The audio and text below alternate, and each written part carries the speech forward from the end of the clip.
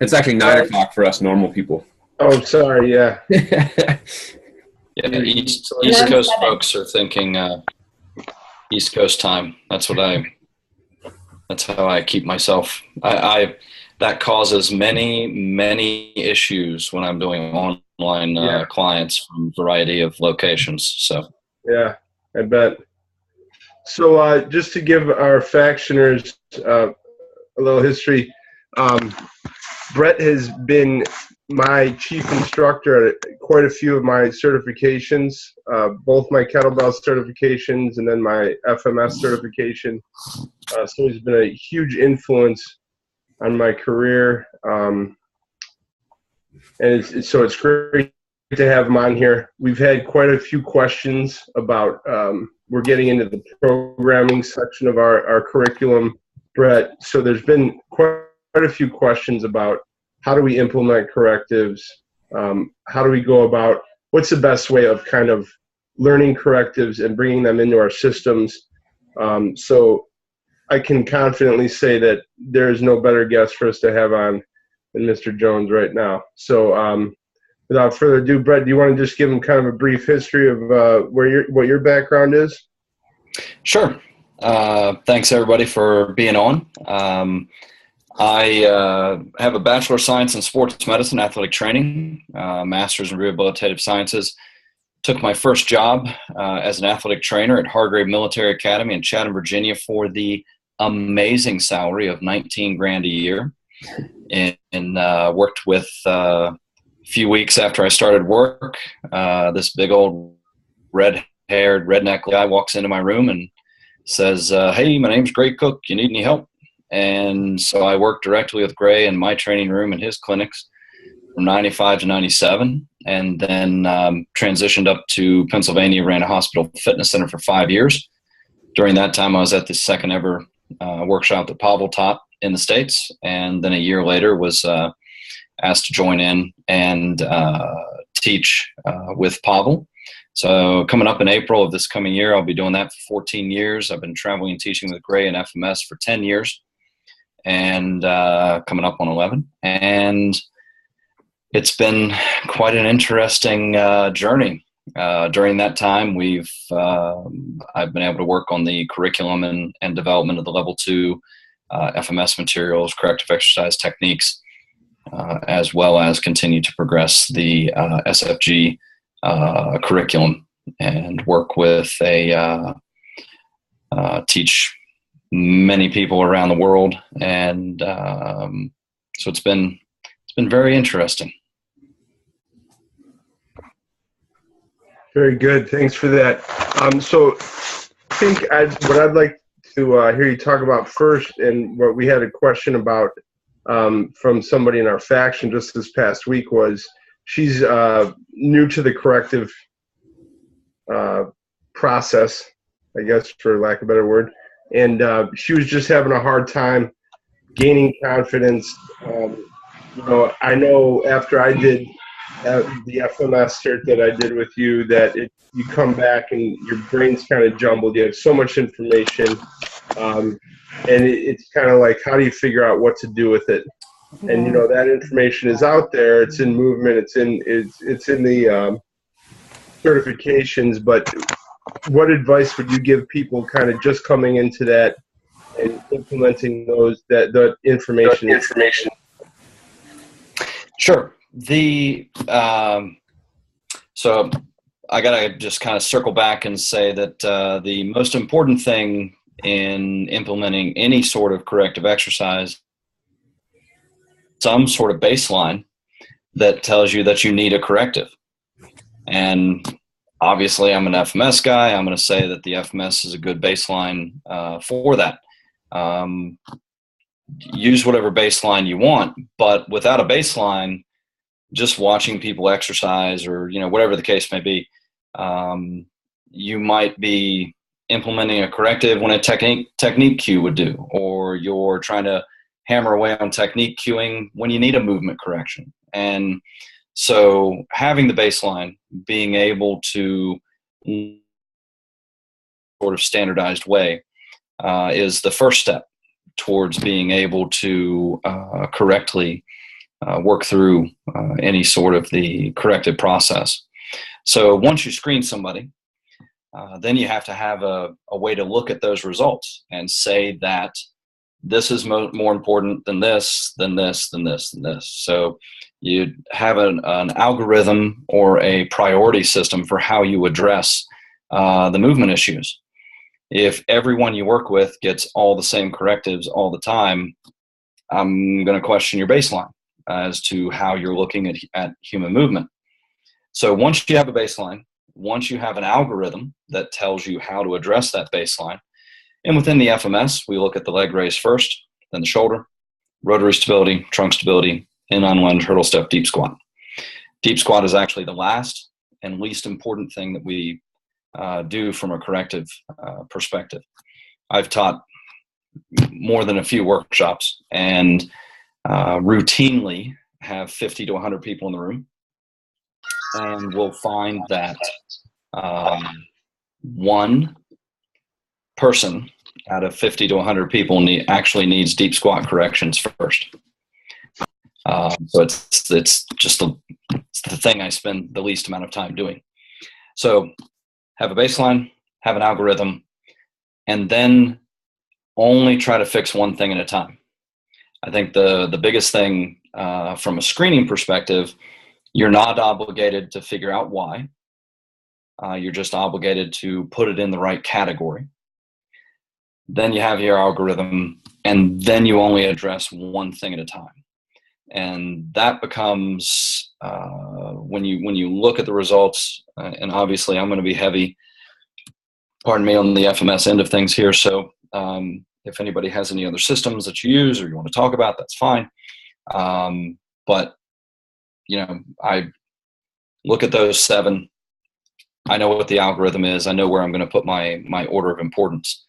And then it's simply a matter of going through that corrective strategy, filtering it to find the 1 to 2 or 3 things that person needs to improve that movement pattern.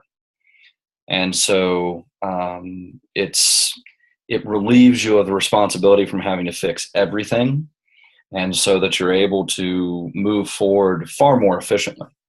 If you do a good job on an active straight leg raise corrective strategy, you'll go from opening up the mobility, making sure the hips do what they're supposed to, reestablishing lumbopelvic control, getting that pattern of being able to maintain extension on the down leg, maintain lumbopelvic control, produce flexion on the other leg. It's not about the hamstrings. So you reestablish that pattern, a lot of other things drop into line. So I routinely work with people. I tell the story all the time. Workshops, I had a guy that came in and he was a 7. 1's on everything, just right down the line. And I gave him a little more than I normally would, but he left with breathing, some form of ankle mobility drill, core engagement leg raise, T-spine rotation, and some walkouts, trunk stability push-up walkouts. 2 weeks later, he was a 14. Good to go. Like we can really start training and addressing things with that person. So by keeping it simple, by sticking to the algorithm, you really make things efficient for yourself from a corrective perspective. If you don't have the baseline, you don't have the algorithm, you're trying to fix everything, and then it's just frustrating.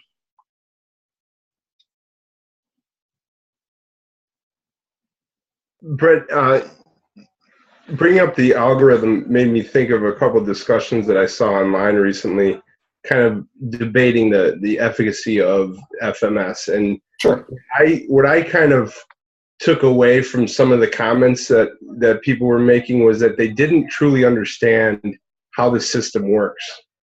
And when I hear you talk about the algorithm, and then that kind of reminds me, like, yeah, there are these set out steps, and when you follow them and don't try and make it something it's not, that's another thing I think where people kind of run into misconceptions about what the FMS is and what correctives they're supposed to be doing, is that they try to make it something it's not, or they don't truly understand the simplicity of the system. And from an outsider's view, they don't have any firsthand experience with it. Do you find that to be true? 100%. Even within researchers who are doing research on it, some of the only people that won't let go of the cut point of 14, which has been ill defined within the research, because how many different ways are there to achieve a score of 14? Like, you can have zeros and ones and asymmetries and all kinds of problems on board and still score 14. And yet there's a decent amount of research that shows it's still predictive. What I'm most concerned about when I screen somebody, do they have any zeros, which means they have pain? Do they have any ones? And really, that is 90+% of what I'm looking for when I run the FMS on someone. I just want to know if you have any zeros or ones, because those things pop very quickly to the top of my priority list. And I want to know why you have pain. I didn't say you had to be pain-free to train. I want to know why you have pain. And that's going to influence programming decisions. That's going to influence my corrective decisions. It's going to influence if I'm working with a physical therapist, chiro, athletic trainer, whatever.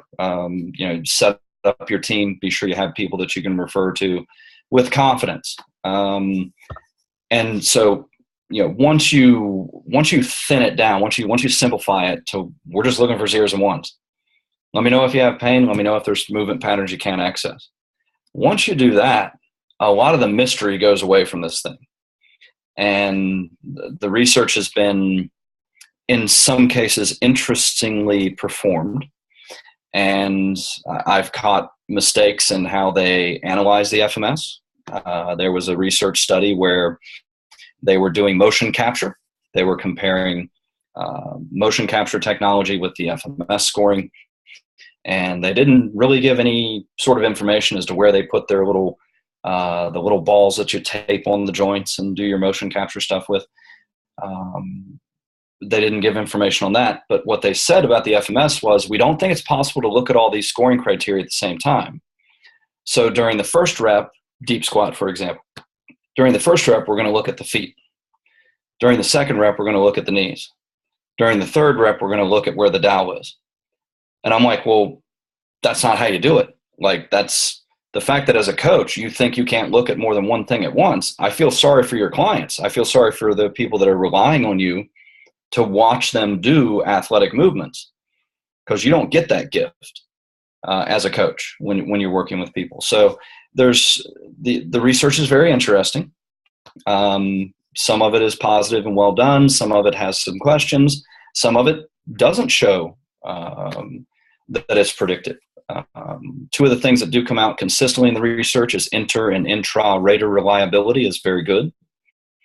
And so we're consistent, both between yourself and between other raters as far as what you're looking for. And the researchers keep hammering away on these cut points of 14 without defining it. And they're missing the idea that zeros and ones. And so when you, like I said, when you simplify it down and you're just trying to catch zeros and ones, and it becomes way easier to use.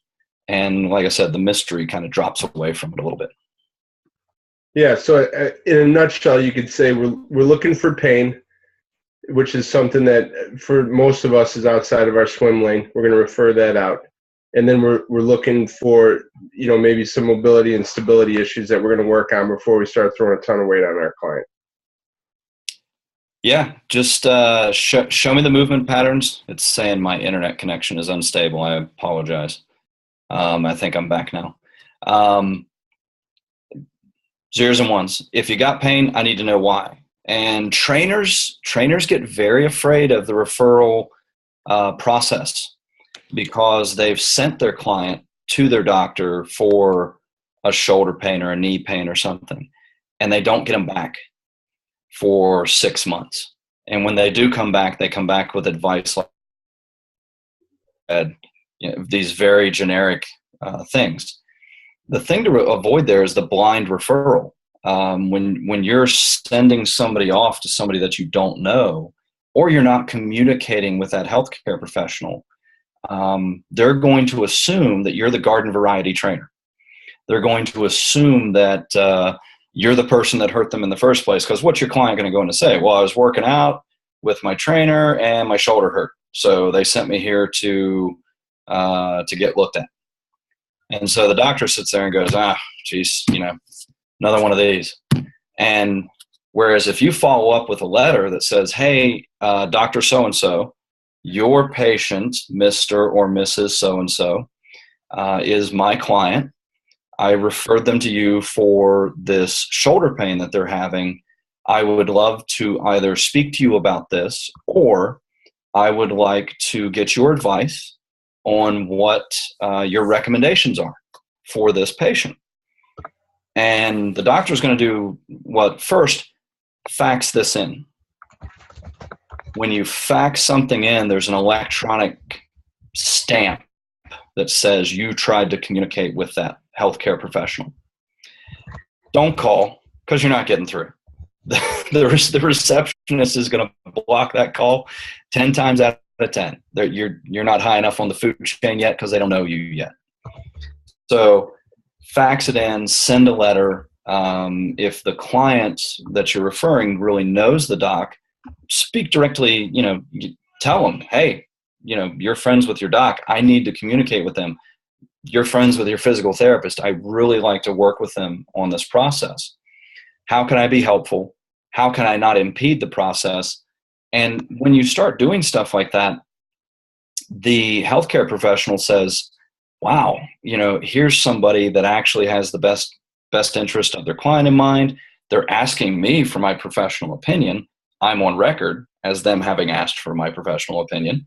And now I have to respond in some fashion. And so either not doing the blind referral or making sure you communicate is key within that pain referral. Because I never said that your client had to be pain-free to start training. I simply said, you need to know where that pain's coming from. You need to have an answer. And then we just dance around it. We just make sure that we're either being helpful within that process of working with the healthcare professional, or we do things that we think will be, we avoid the painful area, and we do things that we think will be helpful. And then once you identify movement patterns that they can't access, you simply address those in the algorithm. And change should be efficient. Like I said, I was from 7 to 14 in 2 weeks.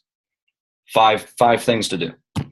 It wasn't a long, complicated, drawn-out process. If you're trying to correct the same thing 6 months from now, you're either knocking on the wrong thing or there's something else going on. So just kind of, this should be a pretty efficient process. Do you ever find that trunk stability push-up can, like your example of 2 weeks to a 14, trunk stability push-up, have you experienced that some people it's just like that is a really long process because it's a strength thing, or? I have.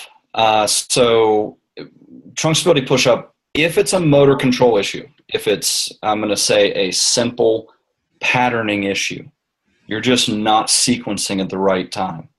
I've changed those within 1 to 3 sessions by using some R&T techniques, by kind of juicing that motor control. If it really is a strength issue, somebody that just, they can't do the push-up because they're just not strong enough, yeah, that can take a little bit longer. But then you're still on the right thing. Like that person is showing you that strength is the thing that they need. And so staying on that, working through those progressions, making sure that you're checking that box can be a really important thing. Awesome. I think Mike had to step away for a second. Is there anyone? There's a lot of people on the call now. You're asking how many? I don't know how many are on here. A lot. Looks like we have 19. Hi. So anyone want to jump in and ask a question? Yeah. Hey, Brett, it's Fury. How's it going, man? Great, man. How you doing? I'm good. It's nice to see and hear you. Absolutely. Going on like this, the thing you mentioned earlier about, I think one of my biggest takeaways from FMS with you was that refer out. And it definitely took me a while to build a network. There really weren't SFMAs. And now I have a solid network. For the coaches that are concerned with that, or when we run into now, I think if anybody on this call feels they fall into that, I apologize, but the trainer that is the non-licensed physical therapist, strength coach, we're running into that over-corrective world. What recommendations, suggestions do you have in terms of defining a boundary for people that are either willingly or unwillingly falling into that category? And to be clear, if anybody doesn't know what I'm talking about, it's not necessarily that somebody is a licensed PT, but more of a strength coach that's gotten like balls deep in a corrective breathing land, who might be edging, outstepping their zones. Well, first, the beard is looking epic. So well done there. It's pure jealousy. I don't even possess the hair growing gene, apparently. Either do I. Likewise, the green makes your eyes pop, Brett. Why, thank you. So building your network, let's start there first, because that's going to involve some legwork. It's going to involve getting out, having coffee with a chiropractor or ART practitioner, active release therapy practitioner that you want to partner with. It's spending time with a local physical therapist saying, hey, I'd love to have a relationship to refer back and forth. I know you're looking for people to send post-rehab, and I'm looking for people I'm looking for someone that I can send to so that they can get taken care of and get back to training. When you start developing those relationships, life gets so much easier. It's a true difference maker. We used to joke that because you helped Grandma Betty lose 15 pounds in a transformation challenge does not mean you understand nutrition better than a registered dietitian. It means you gave her a different diet with some intense work and she lost some weight. That's awesome. I'm not taking anything away from that, but it doesn't mean you're an RD, and it doesn't mean you're better than an RD. Occasionally we're going to get lucky and we're going to get somebody in that has shoulder pain, and you're going to work with them, and all of a sudden their shoulder's going to feel better. Awesome. Doesn't mean you're better than a physical therapist. Because the reality within physical therapy is I know of physical therapists who are doing ACL rehab. So they get a patient who has just had ACL rehab.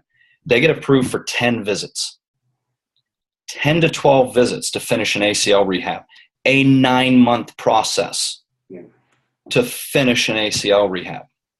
So the fact that your client went away, missed half of their appointments because they didn't want to pay their copay, and didn't do their home exercise anyway, and they come back still having shoulder pain, doesn't necessarily mean the PT did a bad job. So we're in a very interesting time within fitness, because there are a lot of groups who I feel are teaching some very clinical heavy information, and the lines are getting blurred. People will not pay their $20, $40 copay for therapy, but they're paying you $50 to $100 and whatever dollars an hour for personal training. So we're in a really interesting time, and depending on your state, your scope of practice is going to vary greatly. I was teaching a workshop in Seattle, Washington, and within the confines of Washington, as a trainer, you need to be hands off. You're not supposed to be touching your client. Guy from Oregon is like, I can do whatever I want. I'm like, well, that's frightening, but hey, cool. Like that's your state scope of practice. They haven't really, locked down that process. I do think that by the time you're treating pain, by the time you are giving someone an exercise because of X hurting or X injury, I think you're crossing the lines. Yeah, agreed. And that's it's hard though, because how many of your clients come to you pain-free? That's where not to go all Ghostbusters on you, but that's where the streams get crossed, and we risk every atom in your body exploding simultaneously. So the half the people on the call just didn't get that. Just no Ghostbusters fans on the call. I got it. Wait for the airplane jokes, folks.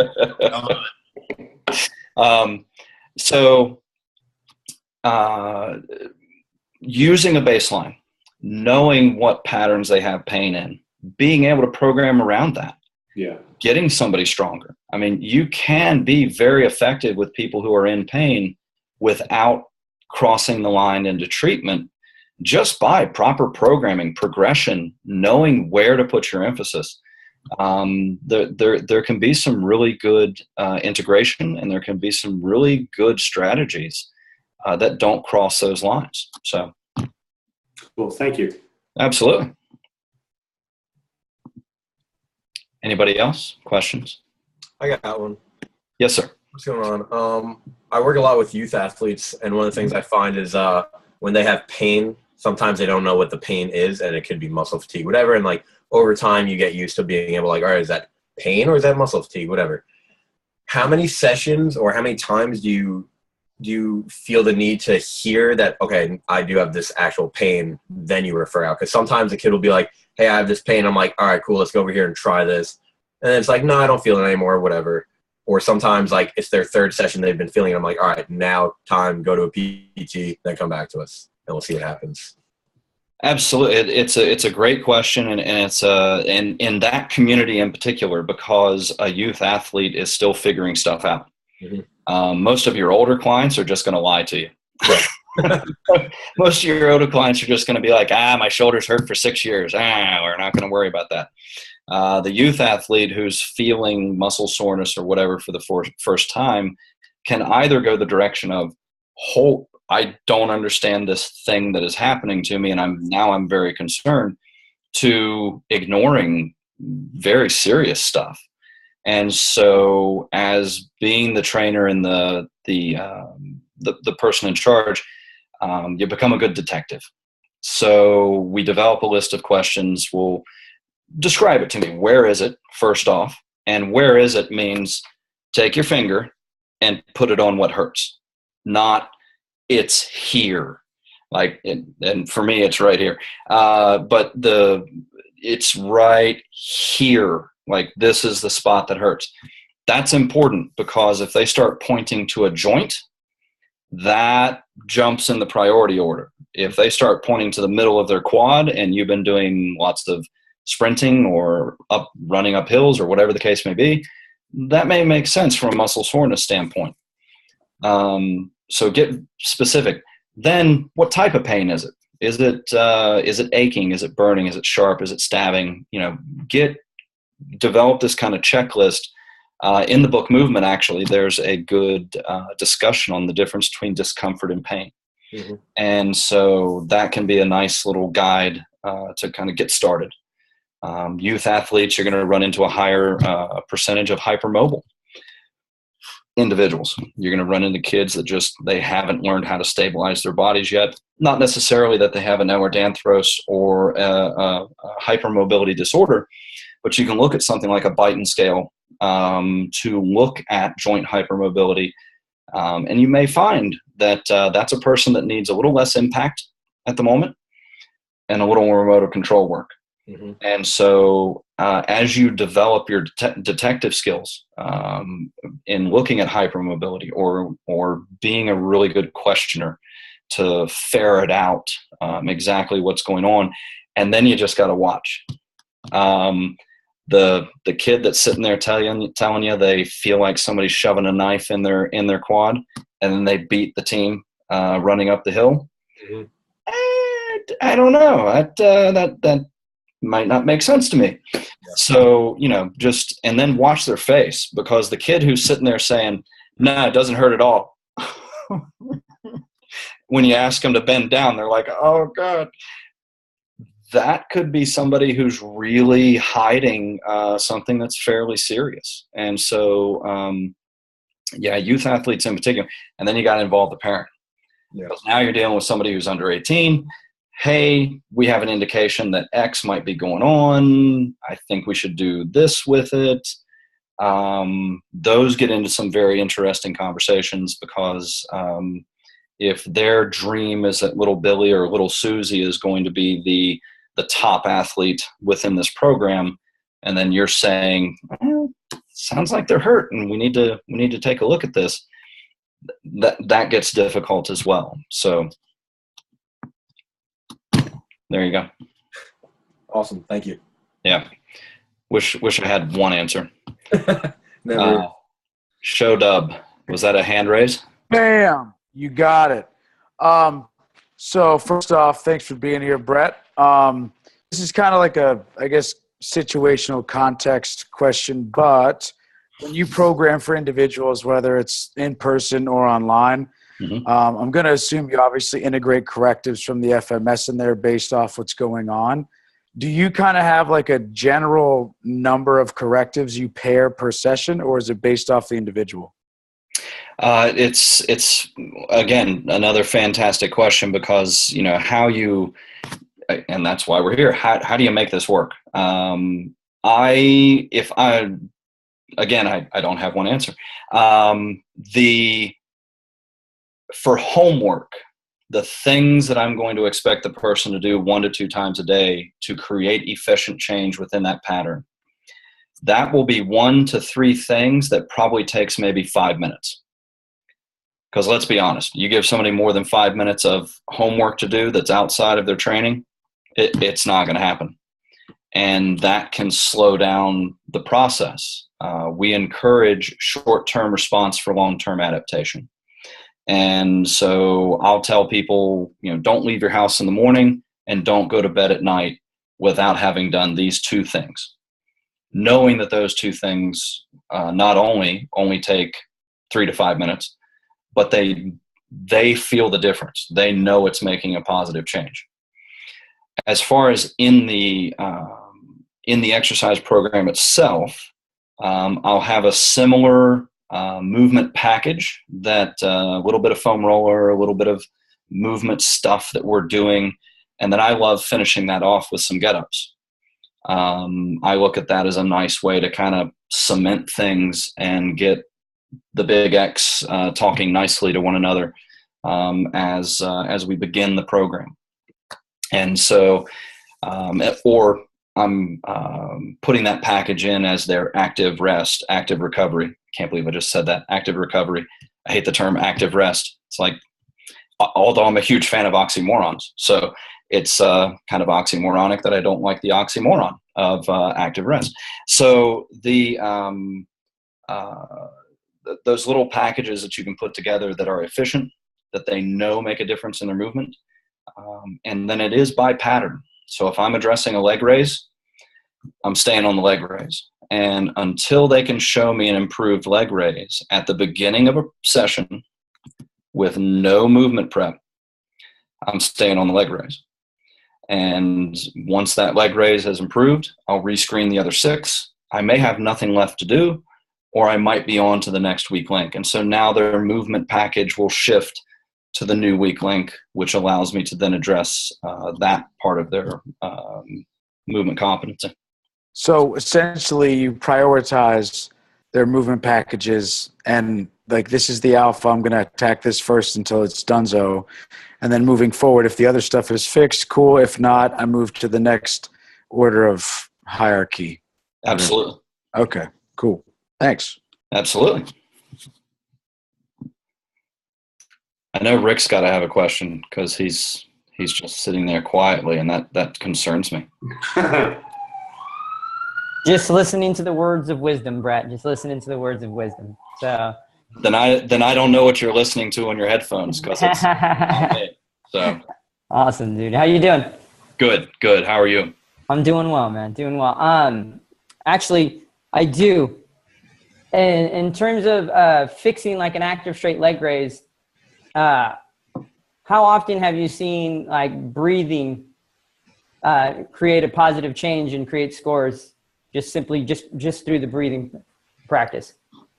It's funny because over the past few years, when we've really been teaching breathing, and from a very simple standpoint, we do some crocodile breathing, we flip you over to hook lying, and then it's really built into everything else that we do. When you look at T-spine rotations, we're emphasizing breathing. When you look at our new tall and half kneeling turns, we're emphasizing breathing. Everything we do comes back to, I want to find the position that challenges your breath and then back you out of it a little bit and then bring you back into it and see if we've regained the ability to breathe in that position. And any position you can't breathe in, your body's not so sure about letting you go there because you can't breathe there. Kind of important. So at workshops, FMS level 2 workshops, I pull breathing out as this individual thing that we look at because it is very important. And I'll get everybody to breathe and then recheck their weakest link, whatever it is. Leg raise, shoulder, push up, inline lunge, whatever. Ballpark it at 70% of the time, the movement patterns change. Even though the breathing wouldn't be something that you think would be directly related to their movement issue, the breathing creates change. And it doesn't mean the movement pattern is fixed. So this is one of the areas that corrective exercise kind of goes wrong in, is we have these things, I sounded like Christopher Walken for a second.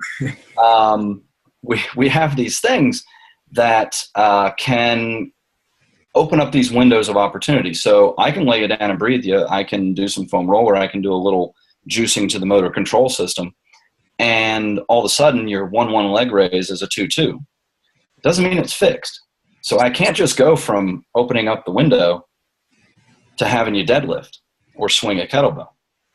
I need to go from opening up the window to repatterning to some static stability to some dynamic stability. And then I get to do the fun stuff. Now that can be one session. That can be the first 15 minutes of a session with somebody, as long as that leg raise improvement comes with me through that process. But that can be 2 weeks. It just depends on, you hand me a 65-year-old executive that's been behind a desk for 30 years and they have some actual structural and tissue adaptation to their lack of activity. Sure, that's going to be a longer process. But I've absolutely seen breathing change leg raise. I've seen it change trunk stability push-up. I've seen it change a variety of movement patterns. Can I add to that real quick, Brett? I was just working with a client on the performance level. She was preparing for a physical test, and she was she was fit. She was telling me she had all these problems passing this 1 mile run test. And we were talking about, she's like, right around the second lap, I get so winded. I'm like, oh, well, let's do this, let's try this. And she did well. And, in some swing, different breakdowns I was doing with her, did some breathing drills with her, blew the test out of the water. So it was just a matter of the second she felt fatigued or the second she felt stressed out, she would start hyperventilating, or she would change her breathing patterns, and it ended up really hurting her. So just doing a couple of breathing drills with her. So just even on the performance side, those drills help out a ton.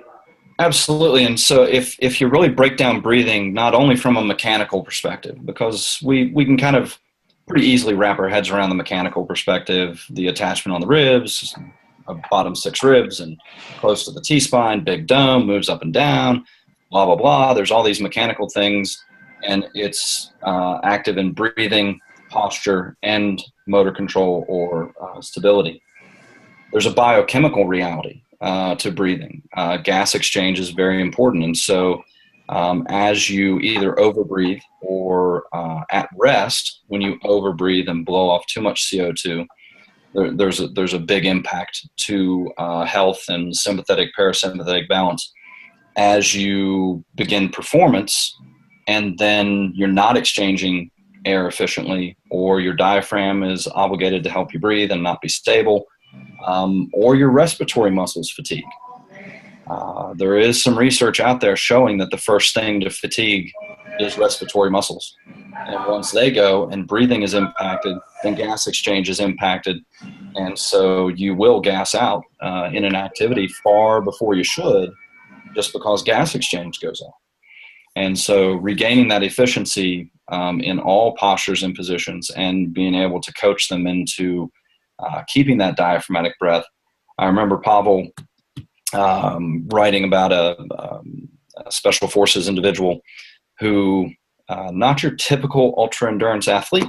This was about a 6 foot, 215 pound spec ops guy who would routinely run 50 and 100-mile races. And his main training run for that was once a week, a 20-mile, nasal only, 65% heart rate, 20-mile run. And so, which meant he would walk up some hills, and he would do what was necessary to maintain nasal breathing and keep that heart rate at that 65% level. That's a lot of dedication. I mean, that's pretty intense mentally. Most of us want to push through that. And there's just as much mental discipline in handling the tough stuff, the burn of the intense activity. There's just as much discipline involved in keeping the foot on the brake to make sure that you're doing the right thing. And so that was his main training run. And if you think about that, Pavel tells the story of his Spetsnaz group had to go for 6-7 mile runs, and before they would leave the starting line, they would take a swig of water, and at the end of the run, you better be spitting water out. If you did not still have the water in your mouth, bad things happened at the end of that run. But that really enforced nasal breathing, efficiency, things of that nature. So it's something that I've been teaching, looking into for several years, and it's loads of fun. Hey Brett, it's Todd. I'm sorry, I'm just getting on here, and I have a question for you, man, about going back to the breathing stuff, and it kind of ties in. So I'm curious, like, let's say that you're going to work some correctives with someone, and when they come in, do you do anything to assess nervous system tone before you do correctives, because you find that maybe it'll stick a little bit better if you put somebody in a better state before you start to use them? And what are maybe some things that you look at, and what do you do? So looking at thank you, Todd. And looking at sympathetic, parasympathetic, sympathetic balance. One of the best ways to do that from more of a scientific standpoint is HRV, heart rate variability. And that could be, there's Ithlete, there's Omega Wave, there's what's the other one? Can't think of it. Bioforce. There you go, Bioforce, Joel Jamieson's. So there are, and that is an at-rest measure. So that's when you're either up first thing in the morning and you're putting that on, or you can give somebody 5 minutes at the beginning of a workout to chill out, put their heart rate monitor on, look at their heart rate variability. And then you get a really good idea of whether it's a red, yellow, or green light day, and whether you need to push or not. The Russians used to use grip strength and or the tap test, just as more general markers of CNS fatigue, not necessarily of sympathetic parasympathetic balance, but looking at CNS fatigue. So Mike Perry at Skill of Strength uses grip strength with all of his athletes. He gets groups of athletes that come in, and the kids are just used to it. They walk in, they grab the dynamometer. If they're off X amount from the previous session's reading, it's a recovery day. And if they're at even slightly above, hey, it's go time. We're going to have a workout where we're going to push a little bit. For most of my personal training clients, I just go ahead and assume that they're more sympathetic. And so I'll just go ahead and start with some breathing and just go ahead and try to bring them back into that sympathetic, parasympathetic balance a little bit. And then as we begin pushing or getting into our movement prep, I continue to watch their breathing, because if I've given them something that I know is usually very easy for them to do, and they're already mouth breathing or really starting to look like they're getting stressed in something that usually isn't a big deal for them, then I know I need to shift gears for that day. Perfect. Thank you. Yes, sir. Hey, Brett, I got a question. You mentioned hypermobility. I actually had a case today where I probably had the most hypermobile guy in terms of the elbow that I've ever seen. And was just wondering if this, we established a false lockout, but I actually brought him in further than normal, maybe to about there, just because, it literally was like, lovely guy, and he knows it's kind of gross, but it goes like here. Yeah. What kind of baseline in terms of establishing it? What kind of protocol would you suggest for that when it's that severe? No pain. Has been dealing with this whole life. He's fully aware of it. Has limited his fitness in the past, and he seems to be on the right track, but he's just starting in. So one of the first things I would want to know is this isolated to the elbows, or is this more of a generalized hypermobility situation? So I would run a Beighton scale, and you can just pull that up on the internet. It's nothing all that complicated. You look at whether the elbows hyperextend. You look at if they can do the thumb to the forearm thing. You do the pinky. Can you go past 90? You do the knees. So in the end, you have 9 and toe touch. If they can palm the floor, they go positive for hypermobility.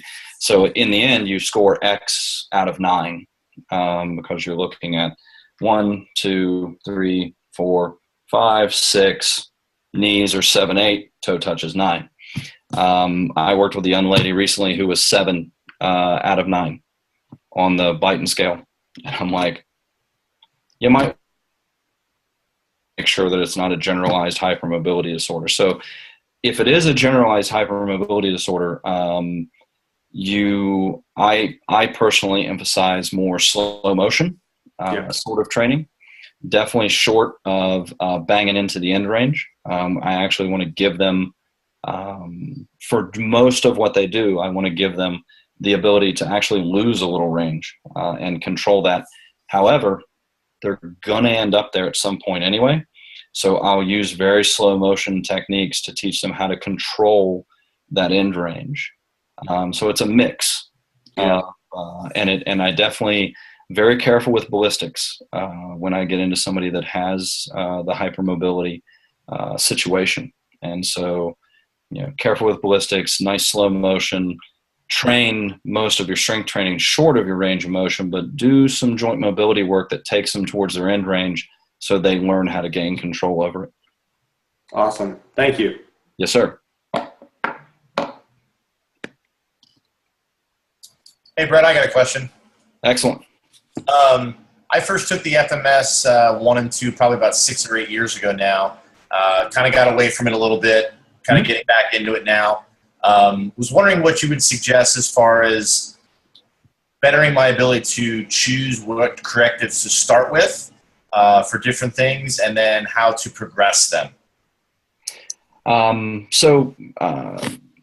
This is going to sound like the worst sales pitch ever, but come on back to a level 2 workshop. And who has taken the workshop in the past, you can now audit the level 2 workshop for $99. 16 CEUs, $99. I told everybody that I can sell that 7 days a week and twice on Sunday because it's such a great deal. That's going to get you the most up-to-date information. It's going to get you freshened up on the algorithm and give you this menu of things that we use within each pattern. And the menu is simply an a la carte menu that allows you to maybe run somebody through 3 to 5 corrective drills and find the one that does make a difference. Pardon me. If you're dealing with a leg raise and they also have a trunk split, you might be headed towards core engagement techniques sooner rather than later. And so I start looking at this combination between the mobility patterns and the motor control patterns. And if I have a mobility issue and a motor control issue, I want to go check and see if juicing your motor control fixes your mobility issue. Okay. A little bit of breathing, a little bit of soft tissue, but really running that menu. And then you are an FMS member and you have access to the software, the 360 software, you can do the auto, plug somebody in as all 2s, but 1s on leg raise, and see what the computer spits out at you. And then you can do the same thing for shoulder, same thing for, blah, blah, blah, blah, blah, down the patterns. And so that gives you another way to look at it. It's, working with, the art and the science. The science of what we do is based in, influencing the neurology or looking at the joint extensibility or tissue extensibility work, motor control and things like that. The art is adapting it to the individual. I was ready to, one of our shoulder mobility drills is a T-spine rotation with reach. And I was ready to delete this. And I had everybody on FMS behind me. We were going to delete this exercise from our library. It was going to be gone. I didn't like it. And then I taught a workshop, and the only exercise that changed this one individual's shoulder mobility was the T-spine rotation with reach. And it wasn't a small difference either. It was a massive change in his ability to move his T-spine and shoulder. And so it's really working through that menu. And if a corrective doesn't work, even if it's your favorite corrective or whatever, just on to the next. I don't even bat an eye at my favorite things not working for people. Okay. If you don't mind, I have another question. Sure. Looking at some youth athletes, I find a strange number of youth athletes who are terrible at touching their toes. Mm-hmm. Any thoughts on where that's coming from and the best place to address it with a relatively young athlete? So the first thing I would do in that situation, especially if I haven't screened them first, if I'm just looking at their toe touch and they can't do it, see if they can do a seated toe touch. If you set them down on the ground and bingo, they touch their toes, it's a motor control issue. And that youth athlete would probably pop positive on the trunk stability push-up as well. They'd probably score a 1 on the trunk stability push-up. And so then I know juicing their motor control is what's going to get them their toe touch. Because what's happening is no ability to produce stiffness in the middle. So the only thing holding them up is their hamstrings. So it's not necessarily hamstring tightness, but a motor control issue. For the kids who truly kind of fall into this tissue, too much Xbox, whatever we want to blame it on, a little soft tissue work, little repatterning, and I'm still running the whole screen anyway, so I'll know if there's a trunk stability push-up issue where I need to juice a little motor control once I crack the code on that mobility a little bit. So most, from a general standpoint, until you can maintain a leg raise of 2s, you probably won't maintain your toe touch either.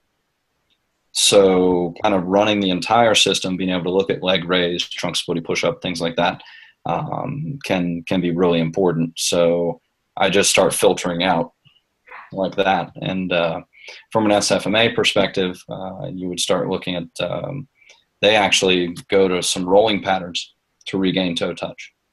Again, sticking with that kind of motor control sort of mindset. Awesome. Thank you. Yes, sir. Hey, Brett. Yes, sir. So I got a question, I guess, kind of towing the line between kettlebells and FMS based off your answer. But I've heard from a lot of different coaches that I think are making good decisions in respect, but different opinions on kind of the bottoms up kettlebell position and how they're using it, from just training with it to use it as a test, kind of like you were talking about with the dynamometer almost, to, I know Greg Cook and Dan John talked about using it for weight selection with that kind of long cycle carry that they do. So I guess just what your thoughts are on that bottoms up kettlebell position and how you like to use it and apply it. So when Gray and I did kettlebells from the Center Dynamic, we talked about using the bottoms up drills as a way to check what we called symmetry of strength. So we wanted to be sure that you could, one, do a bottoms up clean on both sides, that you could do a bottoms up press on both sides, and then you could do a double bottoms up press. And same thing for the squat. And the reason there is when we go through an SFG and we do those things, we speak about being a strength professional and what that looks like. And so when you take an experienced bench presser, elite level bench presser, and you put the EMGs on them and you watch them during a bench press, what you see is this really smooth transition from the lats beginning the press, the chest taking over to the shoulders, and then locking out with the triceps. And you see, it's like being in the car with the Formula One driver, like, and you didn't even know that they changed gears, but yet you're doing 200 miles an hour. Versus teaching somebody how to drive a stick for the first time, where you're getting jerked all over the car because they're not finding the pivot point on the clutch. So the bottoms up drills become a way to look at whether you own at least a smooth transition between muscle groups, or the ability to maintain stiffness or transfer energy through some of these patterns. And so that can really help from that standpoint. It can show you a pretty large difference if you're more than 10 or 15% difference between right and left sides, say on a bottoms up press or something like that. That can indicate to me that maybe there's a little bit of neck stuff going on, that you've got a little bit of neurological stuff going on, a little bit of shutdown, just not getting the same message from side to side, or you constantly drop the kettlebell at a certain point of that press. There's a short circuit. There's a loss of efficiency at some point in that. And, for the multi-position carry, that weight that you can bottoms up, that you can press, that you can walk with, that's going to be safe enough to do all of those things with. So the decision becomes, when you find one of these issues, do you use the test as the training to fix it? Or do you then go to other things to see if it changes the test? Right. And so it depends on why you're using the bottoms up. If I'm using the bottoms up to check your symmetry of strength, and I find one of these issues, I'm probably going to go do something else to you to see if I can fix that without using the test as the exercise. No, it's great stuff. Thanks. Yes, sir.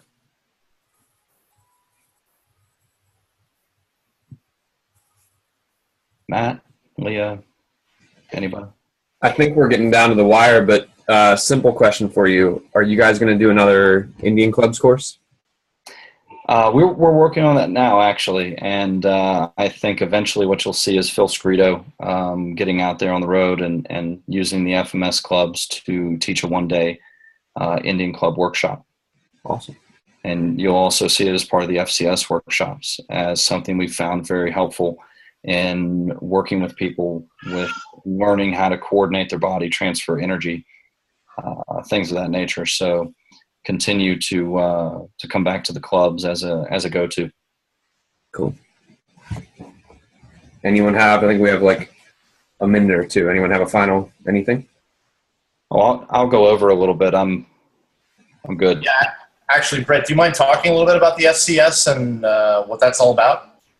Absolutely. So where the screen allows us to set a baseline for fundamental movement, the FCS allows us to set a baseline for fundamental capacities, meaning motor control, postural control, energy storing, and energy production, power production. So motor control is really this bridge in between the FMS and beginning into these performance tests. And that involves an upper and a lower quarter motor control test that we've found to be most representative. And those involve a little slide box on the kit, and you do your anterior reach and you do your superior lateral reach. And it really gives us a good idea of just overall how are you coordinating the pieces and parts, so to speak. Then the farmer's carry test gives us an idea of your postural control. You can be really strong, but if, a couple hundred yards into a race, your posture starts to suffer, and that's going to impact your breathing and your efficiency and everything else. Energy storing. There are people who run marathons and their calorie expenditure does not equal the task. They're somehow able to get through that, running that experience, whatever that is, at a much lower calorie cost.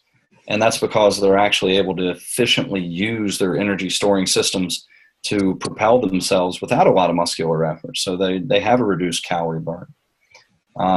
So if you're going to train an athlete, their ability to store energy and use that energy efficiently becomes a big deal. And then enter power production. If you're great at energy storing, but you're really not good at power production, that's going to impact you from a performance standpoint. So when you put these four things together, you know where to put your emphasis. If you come through the gate and you don't have motor control, that's where we need to put our emphasis. If you are awesome at power production, but you're not so good at energy storing, that's where we need to put our crosshairs. And so the goal over time is to continue to build. If you look at a Y balance test, we have over 35 to 45,000 Y balance test results that have been put into the software. We can pretty confidently tell you that if you're a female softball player that's 18 years old, there's a movement profile that goes with that if you're below that, you're not meeting the same criteria as your peers. And so we can say that for that group, you need to be above this minimum. And so with the FCS, that's kind of our goal, is to start setting these baselines for fundamental capacity so that we can say if you're a 22-year-old college lacrosse player, you're meeting the criteria for 3 of those, but you're off on 1. So that's where we need to put our attention. Awesome. Thanks. Yes, sir. I have a quick question about something you said before. I wrote it down. Any position your body can't breathe in comfortably, it probably can't go in. Now, I'm not too well educated on the whole breathing thing. So is that more like central nervous system wise? Like if we can't get it in, our body kind of gets into the sympathetic, and then where you don't have as much control in a position, or is it something more mechanical? Yes. It does function in both directions. Your body will prioritize the breathing as you get into these positions, and you can't, and your body realizes that it's not going to get the oxygen gas exchange that it needs. It's going to block you out of those positions because it's not going to be able to maintain that. And then so that's, central nervous system, your brain body's going to respond and say, I'm not so sure about this.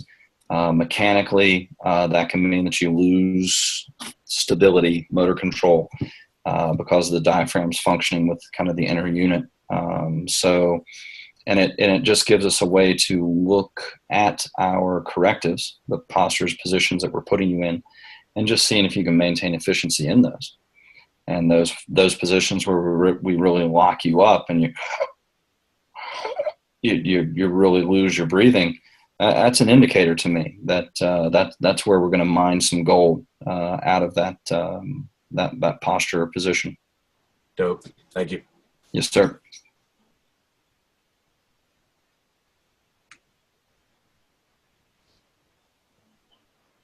Anybody else? I think we might have nailed it. Well, just before we get off here, appreciate the opportunity to be on with you and to answer your questions, work with you.